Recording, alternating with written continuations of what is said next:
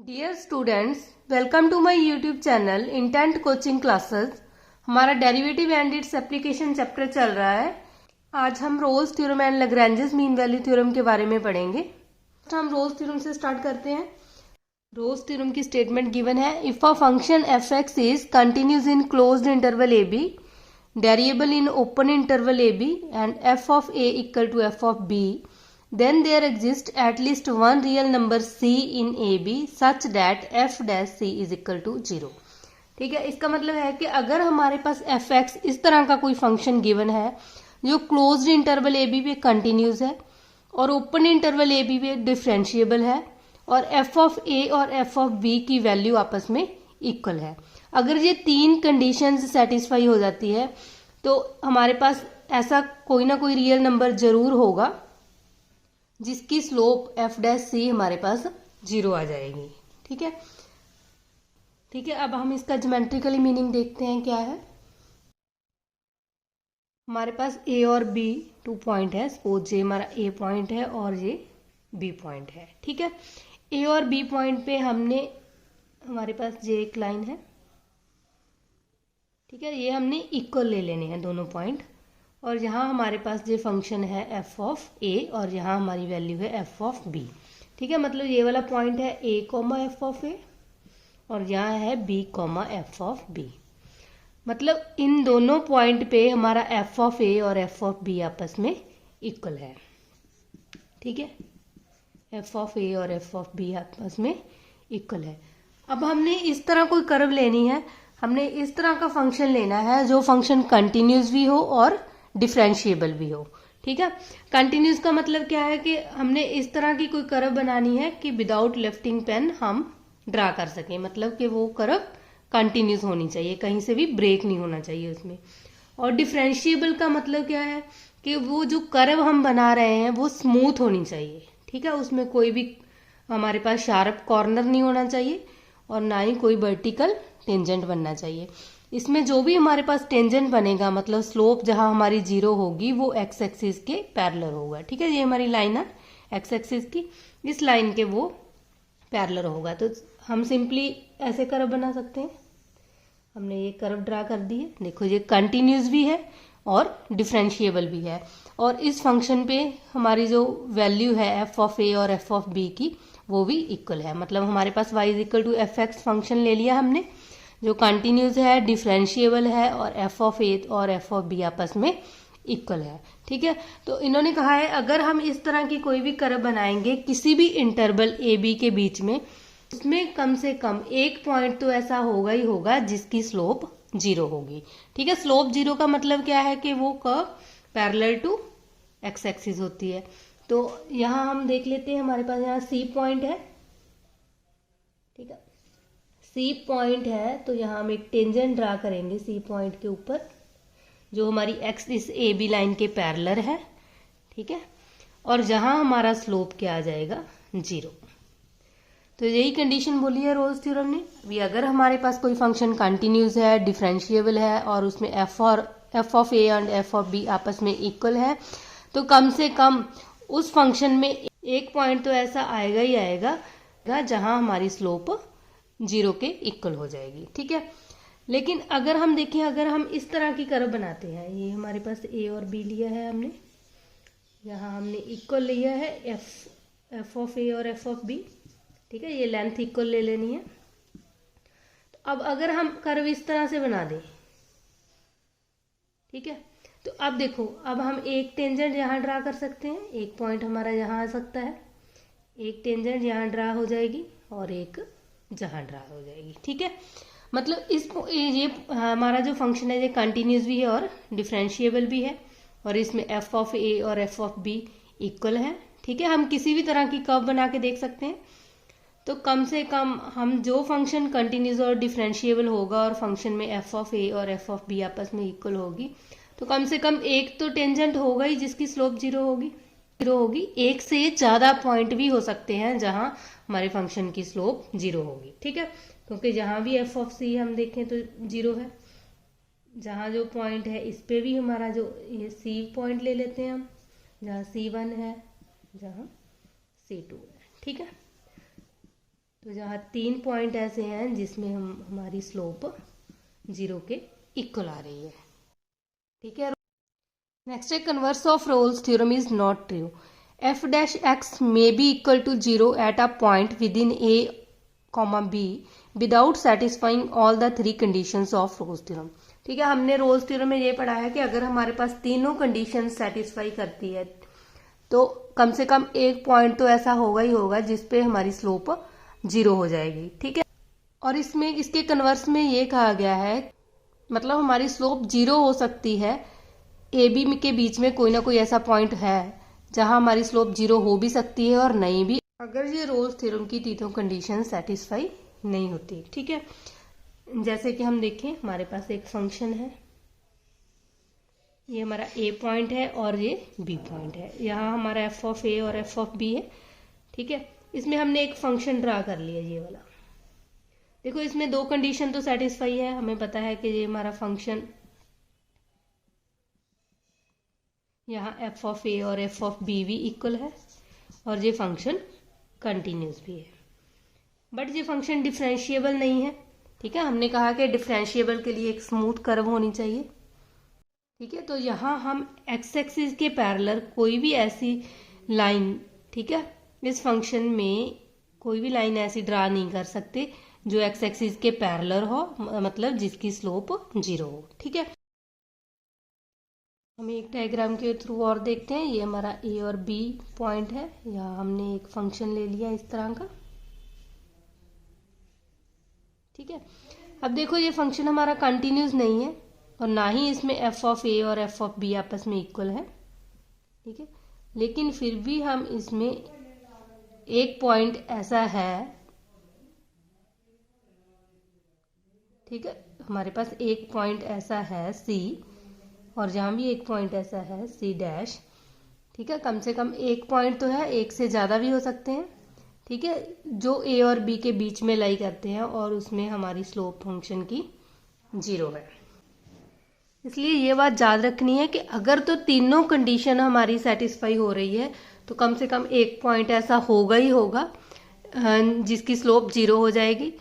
लेकिन अगर हमारी तीनों में से कोई 2 या कोई भी कंडीशन हमारी सेटिस्फाई नहीं हो सकती, नहीं हो रही, तो फिर भी कोई ना कोई पॉइंट ऐसा हो भी सकता है और नहीं भी हो सकता जिसकी स्लोप 0 हो। तो ये याद रखना है कि जो कंडीशंस ऑफ रोल्स थ्योरम है वो ऑलवेज सफिशिएंट कंडीशन है, क्योंकि बिना कंडीशंस के भी हम कोई ना कोई ऐसा पॉइंट ढूंढ सकते हैं जिसकी स्लोप 0 हो जाए। हम एग्जांपल में देखते हैं कि रोल्स थ्योरम को कैसे अप्लाई करना है। हमारे पास स्टेटमेंट है x square plus x minus 6 in the interval दिया है -3, 2। ठीक है, फर्स्ट हम देखते हैं कि ये हमारा पॉलिनोमियल फंक्शन है, तो polynomial function is always continuous and differentiable, तो हमारी दोनों कंडीशंस सेटिस्फाई करेगी, फर्स्ट एंड सेकंड। ठीक है, कि F x is continuous and differentiable, क्योंकि जो हमारे पास पॉलिनोमियल फंक्शन है और polynomial function always continuous and differentiable होते हैं। ठीक है, हमारी थर्ड कंडीशन है, हमने प्रूव करना है f of a equal to f of b, जहाँ एफ ऑफ ए की वैल्यू -3 है, इसमें फिल करेंगे -3 का स्क्वायर प्लस -3 -6, तो ये हो गया 9 -3 -6, तो हमारे पास आ गया 0। ठीक है, f of b find out करेंगे, मतलब एफ ऑफ 2 इसमें फिल करेंगे, 2 2 = 4 + 2 - 6, तो ये भी हमारा 6 - 6 0 हो गया। इसका मतलब एफ ऑफ ए और एफ ऑफ बी आपस में इक्वल होगी। ठीक है, और हमने यही पढ़ा अगर ये तीनों कंडीशन सेटिस्फाई करती हैं तो हमारे पास कोई ना कोई ऐसा पॉइंट होगा जिसकी स्लोप 0 होगी, तो हम f dash c is equal to 0 करेंगे। सबसे पहले हम f dash x find out करेंगे, यह आ जाएगा 2x प्लस एक्स का डेरिवेटिव 1। ठीक है, और अब x की जगह पे c फिल कर देंगे, f dash c 2c + 1 is equal to 0, तो यहाँ से आ जाएगा 2c is equal to -1, c की वैल्यू आ गई -1/2। ठीक है, तो हमें पता है कि -1/2 की वैल्यू इस इंटरवल में लाई करती है, -1/2 बिलोंग्स टू ओपन इंटरवल -3, 2। अगर 1/2 बिलोंग करता -3, 2, इसका मतलब हमारी रोल्स थ्योरम सेटिस्फाइड। हमारे पास इस तरह के सम आ सकते हैं, जैसे कि the constant c of Rolle's theorem for the function f x is equal to this. ठीक है, तो हमने कांस्टेंट की वैल्यू फाइंड आउट करनी है। हमें पता है कि ये फंक्शन हमारा कंटिन्यूस डिफरेंशिएबल और एफ ऑफ ए और एफ ऑफ बी आपस में इक्वल होगी, मतलब रोज थ्योरम की तीनों कंडीशन सेटिस्फाई करती होगी। तो उसको हमें फाइंड आउट करने की जरूरत नहीं, हम only F dash x find out करेंगे, 2x माइनस 4। ठीक है, उसके बाद एफ डैश सी करेंगे, ये आ गया 2c minus 4 is equal to 0, 2c is equal to 4, यहाँ से c की वैल्यू हमारे पास आ जाएगी 2। तो हमारा करेक्ट ऑप्शन है ए। नेक्स्ट है हमारी Lagrange's mean value theorem. Statement given है, if a function f x is continuous in closed interval a b, variable in open interval a b. ठीक है, टू कंडीशन तो हमारी रोज थ्योरम की तरह ही है, इसमें थर्ड कंडीशन होना जरूरी नहीं कि एफ ऑफ ए और एफ ऑफ बी आपस में इक्वल हो, वो इक्वल हो भी सकते हैं और नहीं भी। ठीक है, दो कंडीशन ही देखनी है, हमारा फंक्शन कंटिन्यूस होना चाहिए क्लोज्ड इंटरवल पे और ओपन इंटरवल पे डिफरेंशिएबल होना चाहिए। Then there exist at least one real number c in a b such that f of b minus f of a upon b minus a is equal to f dash c. ठीक है, इसमें हमारी third condition change है, वहां हमने F dash सी को 0 के equal prove करना है, जहां जो हमारी स्लोप है वो f of b minus f of a upon b minus a के इक्वल होनी चाहिए। ठीक है, तो ये बात याद रखनी है, जब लैग्रेंजेस मीन वैल्यू थ्योरम है, अगर ये दो कंडीशंस सेटिस्फाई करती है तो कम से कम एक हमारे पास ऐसा रियल नंबर होगा ही होगा जिसकी स्लोप इसके इक्वल आ जाएगी। ठीक है, इसके ज्यादा भी हो सकते हैं, जैसे कि हमने रोज थ्योरम में पढ़ा है, तो कम से कम एक रियल नंबर ऐसा होगा ही होगा ए बी के बीच में जिसकी स्लोप हमारी f of b minus f of a upon b minus a के इक्वल है। ठीक है, अब हम ज्योमेट्रिकली देखते हैं इसको। देखो, जैसे कि हमारे पास यहाँ ए पॉइंट है और एक बी पॉइंट है। ठीक है, और जो हमारे पास फंक्शन की वैल्यू है, जहां हमने पॉइंट ले लिया एफ ऑफ ए, मतलब a comma f of a आ गया, और यहाँ हमारे पास हमने ले लिया b comma f of b. ठीक है, मतलब एफ ऑफ ए और एफ ऑफ बी आपस में इक्वल नहीं है। ठीक है, हमारी एफ ऑफ ए की वैल्यू ये वाली है और एफ ऑफ बी की वैल्यू ये है, तो इसमें एफ ऑफ ए और एफ ऑफ बी तो आपस में इक्वल होना जरूरी नहीं, इसलिए हमने डिफरेंट ले लिया। अब हमने ऐसी कर्व यहाँ बनानी है। ठीक है, ऐसा फंक्शन ड्रा करना है जो कंटिन्यूस भी हो और डिफरेंशिएबल भी हो। तो हमने पढ़ा है कि जो कंटिन्यूस होगा तो हम कहीं से भी फंक्शन ब्रेक नहीं करेगा, हमारी कर्व जो है वो कंटिन्यूसली जाएगी, और अगर हमारा फंक्शन डिफरेंशिएबल है तो हम स्मूथ कर्व ड्रा करेंगे। ठीक, हमारे पास शार्प कॉर्नर नहीं होना चाहिए। ठीक है, जैसे कि हमने ये एक कर्व ड्रा कर ली इस तरह, तो ए और बी को हम आपस में ज्वाइन करेंगे। तो मीन वैल्यू थ्योरम में इस तरह कहा गया है कि अगर हम ए बी लाइन को ज्वाइन करते हैं, जो हमारा ए पॉइंट है और ये बी है, तो इसके पैरेलल कोई ना कोई ऐसा पॉइंट जरूर होगा जहां हम टेंजेंट ड्रा कर सकते हैं। ठीक है, तो हम यहाँ एक टेंजेंट ड्रा कर लेंगे जो हमारी ए बी लाइन के पैरेलल है। तो ये हमारा पॉइंट है एफ डैश सी। ठीक है, तो सी कोई ना कोई ऐसा पॉइंट जरूर है इस कर्व ए बी में, हमारे पास ए बी के बीच में कोई पॉइंट लाई करता है सी, जहां हमारी जो स्लोप है इसकी एफ डैश सी वो ए बी लाइन के पैरेलल है। ठीक है, तो ये हमने प्रूव करना है। तो यहाँ हम 2 पॉइंट फॉर्म लाएंगे, हमारे पास ये लाइन है, ये फार्मूला होता है 2 पॉइंट फॉर्म का, y2 स्लोप का फार्मूला होता है y2 minus y1 upon x2 minus x1। तो यहाँ से जो हमारा स्लोप है एफ डैश सी वो इक्वल आ जाएगा, y2 की वैल्यू है f of b minus f of a upon b minus a. ठीक है, और यहाँ हम ऐसी कर्व भी ले सकते हैं कि जैसे कि हमारे पास ये फंक्शन है, यहाँ हमारे पास ए है और ये बी है, और यहाँ एफ ऑफ ए है और यहाँ एफ ऑफ बी है, मतलब एफ ऑफ ए और एफ ऑफ बी आपस में इक्वल नहीं। अगर हम इस तरह की कर्व ले लेंगे कि हमारे पास इस तरह की कर्व है, ठीक है, ये हमारा f of a comma f of a हो गया, और यहाँ हमारा पॉइंट आ गया b comma f of b. ठीक है, और हम यहाँ ए बी को आपस में ज्वाइन कर देंगे, इस पॉइंट और इस पॉइंट को।